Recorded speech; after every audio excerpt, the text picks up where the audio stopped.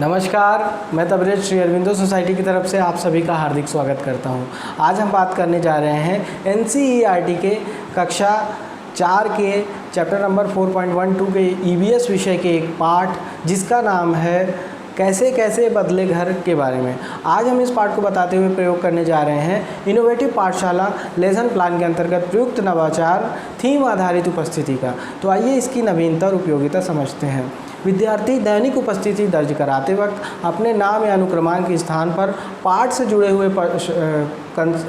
हुए शब्दों को बोलते जाते हैं और कंसेप्ट का पुनः अध्ययन करते जाते हैं, जिससे दीर्घकालीन तक उनको कंसेप्ट याद रखने में मदद मिलती है। तो आइए इसकी क्रियान्वयन को समझते हैं। इस नवाचार के माध्यम से जिस कंसेप्ट का पुनः अध्ययन किया जाता है वह है भवन निर्माण में उपयोग की जाने वाली सामग्री।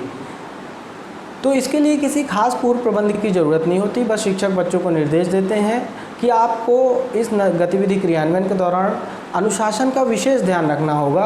और आपको अपने जब स्कूल आइएगा, विद्यालय आइएगा दूसरे दिन, तो आप भवन निर्माण में उपयोग की जाने वाली सामग्री का नाम जो कि पाठ में पढ़ाया जा चुका है वो पढ़ कर आइएगा।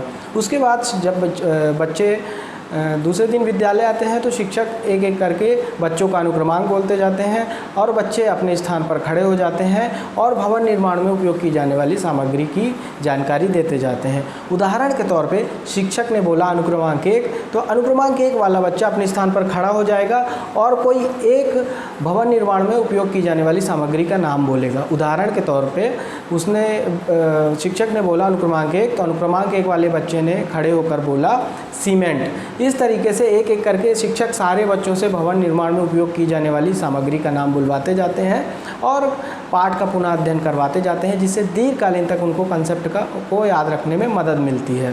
तो ये था नवाचार का क्रियान्वयन। तो आइए जानते हैं कि इस नवाचार के माध्यम से कौन कौन से सीखने के प्रतिफल प्राप्त होते हैं। पहला, सुनी एवं पढ़ी रचनाओं घटनाओं की विषय वस्तु के बारे में बच्चे बातचीत करते हैं, तर्क देते हैं एवं निष्कर्ष निकालते हैं। दूसरा, बच्चे भाषा की बारीकियों को समझते हैं एवं अपनी खुद की भाषा निर्मित करते हैं। तीसरा, बच्चे अपरिचित शब्दों से परिचित होते हैं एवं उनको शब्दकोश से खोजते हैं। तो ये थे सीखने के प्रतिफल। आइए समझते हैं शिक्षकों के लिए इस गतिविधि की क्रियान्वयन के दौरान क्या क्या निर्देश दिए गए हैं।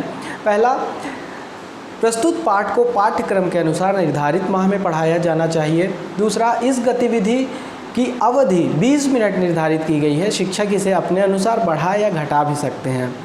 तीसरा, गतिविधि क्रियान्वयन अवधि का निर्धारण PTR रेशियो 30:1 के अनुपात को आधार मानकर किया गया है।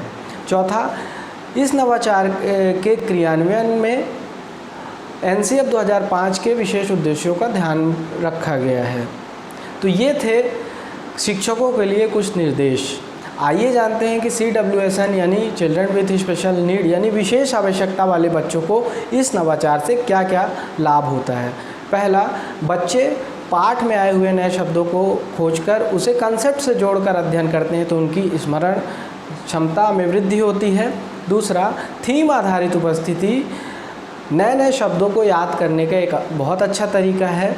इससे बच्चे न केवल अपनी थीम का नाम याद रखते हैं बल्कि उच्चारण के दौरान यदि कोई बच्चा शब्द भूल जाता है या उच्चारण में गलती करता है तो बच्चे उसको शब्द को याद करने या उच्चारण सुधरवाने में मदद करते हैं बच्चों की। तो ये थे CWSN वाले बच्चों को इस नवाचार के लाभ।